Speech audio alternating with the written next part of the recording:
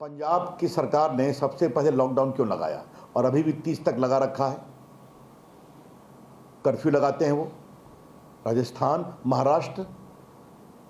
तो क्या राहुल गांधी जी हम मान के चलें कि आपके मुख्यमंत्री आपकी बात नहीं सुनते, या आपका आर्गुमेंट इतना हल्का होता है कि उसको वो इग्नोर कर देते हैं? अब रही बात मनरेगा की, सोनिया जी, आपकी सरकार में और नरेंद्र मोदी की सरकार में क्या अंतर है? आपकी सरकार काम शुरू करती है और काम ठीक नहीं करती। हम उसी काम को और इम्प्रूव करते हैं और ठीक प्रकार से करते हैं। अब देखिए मनरेगा की बात, तो सीएजी की रिपोर्ट नंबर 6 ऑफ 2013 में लिखा हुआ है कि 7, 8 और 11, 12 में 2252 करोड़ रुपए खर्चा हुए इनएडमिसिबल वर्क पर, जो नहीं होने चाहिए थे। और हमारी सरकार ने क्या किया कि आज मनरेगा का सारा पेमेंट सीधा बैंक अकाउंट में जाता है। आधार से लिंक होना चाहिए ताकि जो जमीन पर मजदूर काम करते हैं उनको पेमेंट मिले।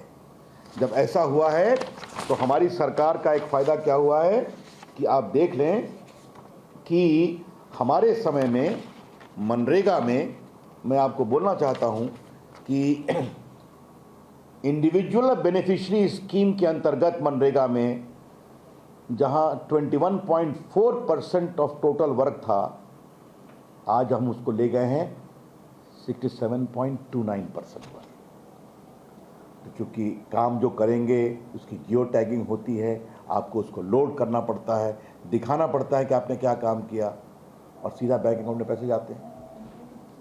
तो बिचौलिए गायब हो गए और सही तस्वीर सामने आती है। एक और दूसरी कहानी है। अब आप देखिए जो टॉयलेट बनते हैं, 2009 से 2014 के बीच में यूपीए सरकार में 25 लाख टॉयलेट हर साल बनते थे। 25 लाख, सॉरी 85 लाख, क्षमा करें, 85.97 lakh toilet used to be constructed.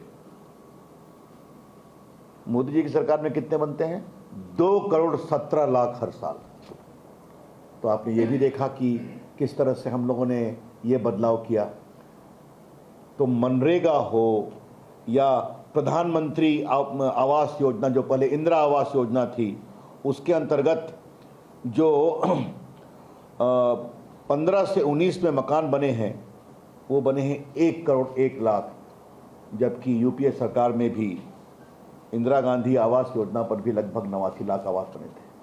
तो चाहे वो और सोनिया जी, मैं आपसे एक बात पूछता हूँ, प्रधानमंत्री ग्रामीण सड़क योजना और नेशनल हाईवे योजना, जिसको अटल बिहारी वाजपेयी की सरकार ने शुरू किया था, आपकी सरकार ने उसके साथ क्या अन्याय किया था?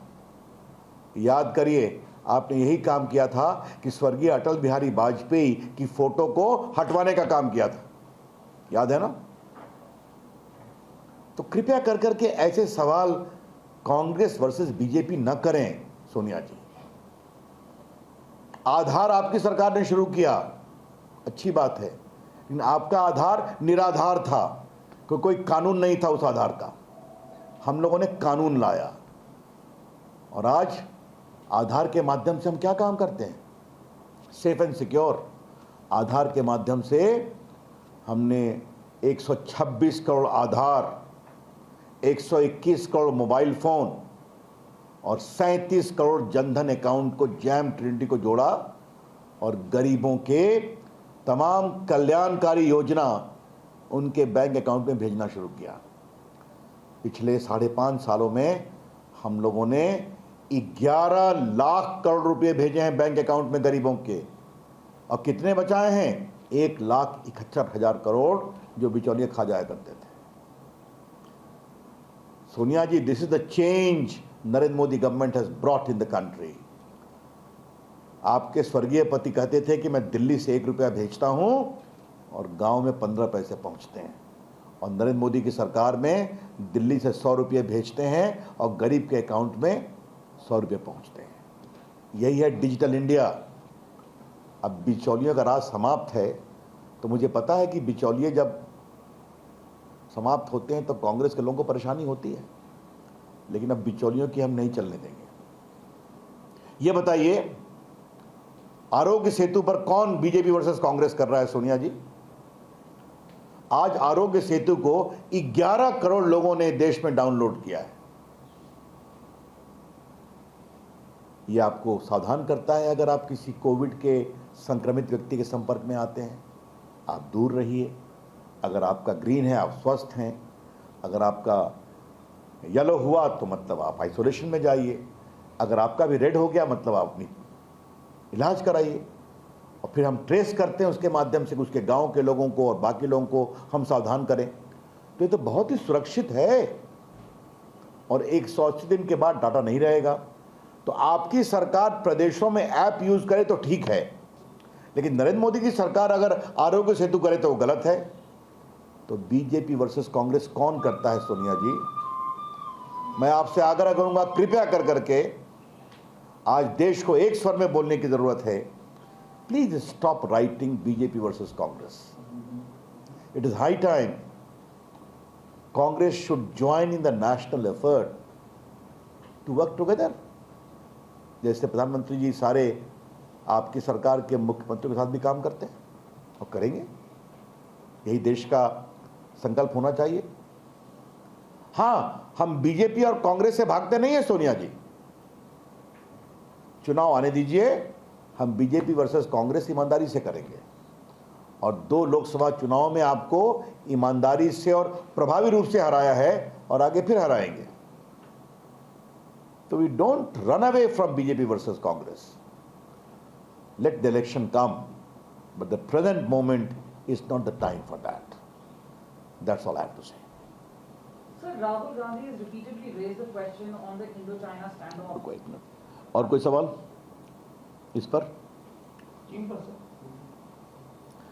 चीन के बारे में देखिए, मैं राहुल गांधी के बारे में एक ही बात कहना चाहता हूं कि राहुल गांधी देश की अर्थनीति को कितना समझते हैं और देश की सामरिक नीति को कितना समझते हैं, इस पर कभी बहस होनी चाहिए। और ये बात मैं बहुत जिम्मेदारी के साथ कहना चाहता हूं। What is the extent of Rahul Gandhi's understanding of India's strategic interest, and what is his understanding of India's economic challenges is a larger issue on which we can have a debate, particularly how the Congress government has dealt with these issues. Rahul Gandhi को इतनी तो समझदारी होनी चाहिए कि चीन के साथ सामरिक संबंधों पर ट्विटर से सवाल नहीं पूछा करते। कम से कम चुनौती भरे मामलों में, विदेश नीति में, क्या वो खुलकर इस तरह से सवाल पूछना उनका लाजिमी है क्या? हम देश भर के साथ सद्भाव और शांतिपूर्ण तरीके से रास्ता निकालते हैं और निकालेंगे। राहुल गांधी जी, कृपया कर करके आप थोड़ा सा इन चीज़ों को सीखिए।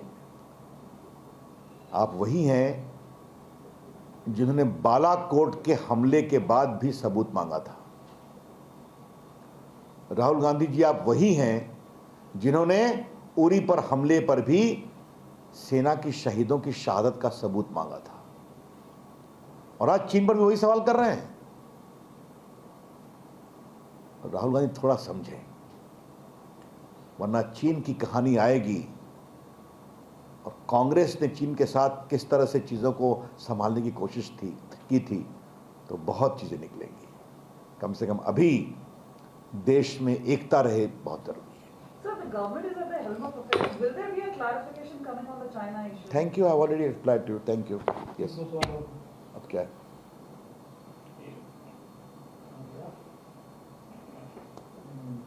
सर, ये हाँ, चीन पाकिस्तान इंडिया वही हाँ सर,